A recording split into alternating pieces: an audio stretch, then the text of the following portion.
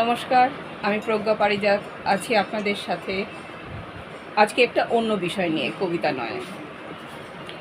আমি আজকে কুহেলিকা কুয়াশা, এই বইটি কুহেলিকা কুয়াশা মণিপুস্তকের লেখা এই বইটি নিয়ে আমি কিছু বলবো। অপূর্ব বইটি লিখেছেন উনি, এবং জীবন সংগ্রাম এক একজনের এক এক রকম হয়। জীবনের কত ভাজে ভাজে কত কষ্ট, কত দুঃখ লুকিয়ে থাকে, সেই কথাগুলো নিয়েই এই বইটা লিখেছেন। এবং এইটা পুষ্পক থেকে, প্রকাশনালয় থেকে এটা ছাপানো হয়েছে, এবং এটার দাম মাত্র 250 টাকা।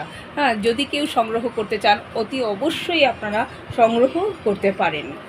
খুব ভালো বই, পড়লে আপনাদের ভালো লাগবে। তো ওনার জন্ম কলকাতা পার্ক সার্কাসে, বিদ্যালয়ের গণ্ডি পেরিয়ে উচ্চশিক্ষা লাভ যাদবপুর বিশ্ববিদ্যালয় থেকে, বিজ্ঞানে পিএইচডি, বাবা ইংরেজি সাহিত্যের এবং তার সান্নিধ্যে সাহিত্য পরিমণ্ডলে বেড়ে ওঠা। 2021 নভেম্বরে প্রায় 19 বছর শৈলেন্দ্র সরকার বিদ্যালয়ের প্রধান শিক্ষকের দায়িত্ব পালন করে অবসর। 2014 সালে ভারত সরকার দ্বারা জাতীয় শিক্ষক সম্মানে ভূষিত হন উনি। এছাড়া কলকাতা বিশ্ববিদ্যালয়ের OUMA থেকে বিভিন্ন সম্মানে ভূষিত হন। মূলত কবিতা লেখেন বাংলা ও ইংরেজিতে। বিভিন্ন স্বনামধন্য প্রকাশনা সংস্থা থেকে 4টি কবিতার বই, যেতে নাহি দেব, অপ্রকাশিত, অচেনায় চেনা ও ইতি অরণ্য প্রকাশিত হয়েছে। 2023 ডিসেম্বর মাসে মাহিত্রা নামে তার এক উপন্যাস প্রকাশিত হয়েছে। বর্তমানে উপন্যাস, গল্প লেখার সাথে সাহিত্য ও দর্শনে গবেষণামূলক লেখায় নিজেকে নিয়োজিত রেখেছেন। মণিপুষ্পক ছদ্মনামে লেখেন। তো কুহেলিকা কুয়াশায় মণিপুষ্পক যেটা যা লিখতে চেয়েছেন, এটা হচ্ছে যা হবার তা হবেই, অর্থাৎ প্রারব্ধ উপন্যাসের পর্বে পর্বে ছড়িয়ে আছে এই এক একটা শব্দ।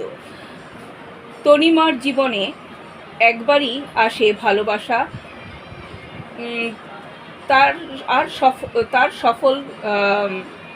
তার ফল তন্ময়। তনিমার ভালোবাসার পরে সন্তান তন্ময়ের জন্ম হয়। জীবনের প্রতিটি পাতায় লেখা থাকে নতুন নতুন ইতিহাস। তন্ময়ের ছোটবেলায় বন্ধুত্ব হয় একজন অনাথা কুহেলিকার সাথে। বয়স সন্ধিকালে কুহেলিকা নিজেকে তন্ময়ের বাগদত্তা বলে প্রতিশ্রুতিবদ্ধ হয়। তন্ময়ও কথা দেয়। নরকের কীট কিছু মানুষ যারা সমাজের শ্রেষ্ঠ হয়ে ঘুরে বেড়ায়, তেমনি একজনের শিকার হতে হয় রঞ্জনাকে। রঞ্জনা চিকিৎসক হয়েও বয়ঃসন্ধিকালের সেই ট্রমা কাটিয়ে উঠতে পারে না। রঞ্জনার বিয়ে হয় আমেরিকাবাসী সায়েন্টিস্ট তন্ময়ের সাথে। তমসা জন্মায় এক দুরারোগ্য ব্যাধি নিয়ে এবং অ্যাসপারসো সিনড্রোম নিয়ে। মেনে নিতে পারে না রঞ্জনা সেই কষ্টটা, সন্তানের এই রোগ নিয়ে জন্মানোটা মেনে নিতে পারে না।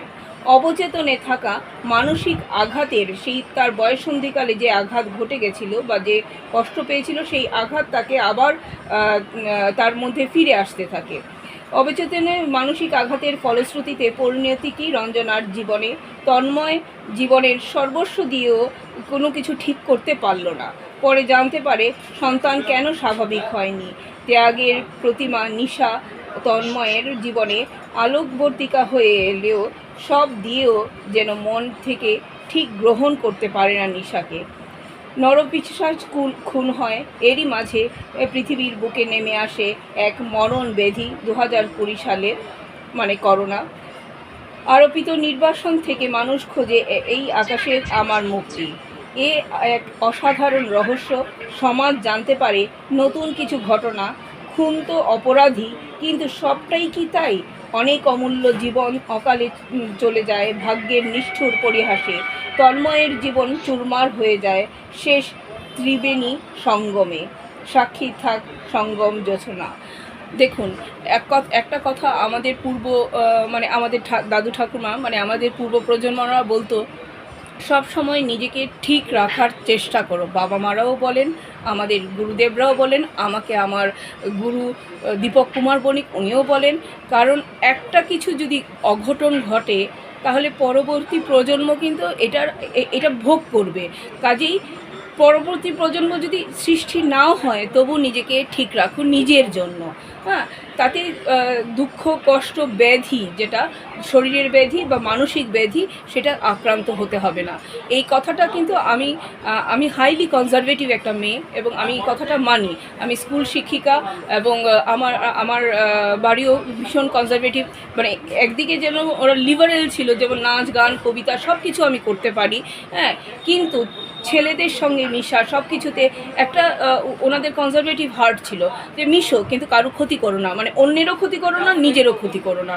হ্যাঁ, এই ক্ষতিটা মানে চরম পর্যায়ে চলে যায়, শেষে গিয়েও এটা ঠিক হয় না।